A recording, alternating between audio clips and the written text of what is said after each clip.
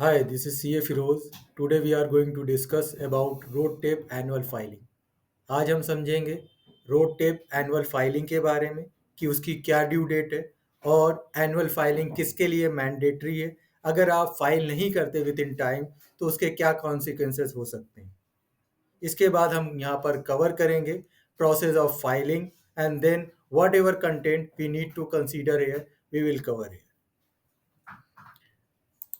First of all we will discuss about who is liable for filing of return. यहाँ पे हमें ये समझना है कि एनुअल रोड टेप रिटर्न किसको फाइल करना मैंडेटरी है। अगर आपने रोड टेप क्लेम किया है एक्सीडिंग 1 करोड़ रुपी तो आपके लिए एनुअल रिटर्न फाइल करना मैंडेटरी हो जाता है।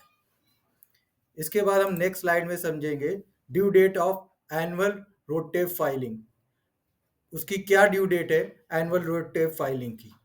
जो यहाँ पर फाइलिंग डेट बताई गई है 31 March of the next financial year. For example अगर आपका फाइनेंशियल ईयर 2023 से 2024 तक है तब आपके लिए जो ड्यू डेट ऑफ फाइलिंग होगी 31 मार्च 2025 होगी। इस स्लाइड में हम समझेंगे क्या कॉन्सिक्वेंसेज है नॉन कंप्लायंस के। अगर आप ड्यू डेट पर annual RoDTEP return file नहीं करते तो आपको फर्स्ट 3 मंथ के लिए 10,000 रुपी पे करना पड़ेगा। अगर डिले आपका 3 मंथ से बियॉन्ड होता है आपकी जो पेनल्टी है वो 20,000 हो जाती है।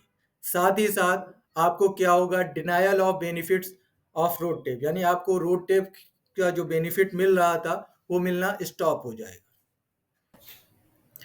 Here we will cover process of filing of annual road tape return.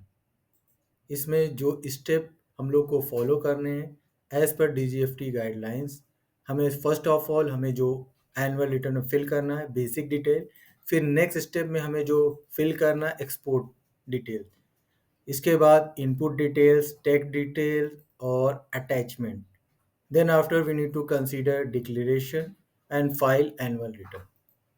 This is simple process. We need to follow the same. And next slide we will cover here key content of annual road tape return submission.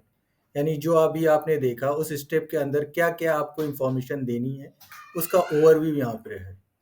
Basic details में हमें जो cover करना है name of exporter, type of unit, IC, complete address of exporter, period of export. इसी तरह export detail में हमें क्या कवर करना है HSN code of 8 digit and unit of measurement, description of product, quantity, FOB value of the product, cost of inbound transportation, cost of outbound transport, electricity duty, यानी किसी भी तरह की चीज़ें जो यहाँ पे हमने कवर किया वो सारी चीज़ें आपको कंसीडर करनी। इसके बाद इनपुट डिटेल्स क्या है HSN code of input means जो रॉ मटेरियल हम अपने फाइनल प्रोडक्ट जो एक्सपोर्ट कर रहे हैं उसमें यूज कर रहे हैं उसका HSN कोड, उसकी value of input use in the manufacturing of per unit of export. यहाँ पर यूनिट का ध्यान रखना है।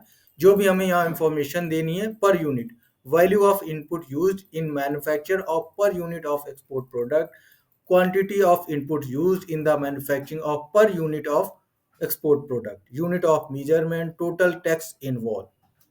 इसके बाद हमें टैक्स डिटेल यहाँ पे डालनी है। जैसे टैक्स डिटेल में क्या डालना है total taxes, duties, levies paid on exported product during the period. जिस पीरियड की हम एनुअल रिटर्न फाइल कर रहे हैं उस पीरियड के सारी इंफॉर्मेशन हमें फिल करनी है। इसके बाद अटैचमेंट, अगर आपकी जो रिक्वायरमेंट है इंफॉर्मेशन है आप PDF या एक्सेल के थ्रू भी इसमें अपलोड कर सकते हैं। फाइनली हमें डिक्लेरेशन के थ्रू कंफर्म करना है और अपना एनुअल रिटर्न फाइल करना है। Thank you for watching my video. If you have any query, please comment here. Thank you very much.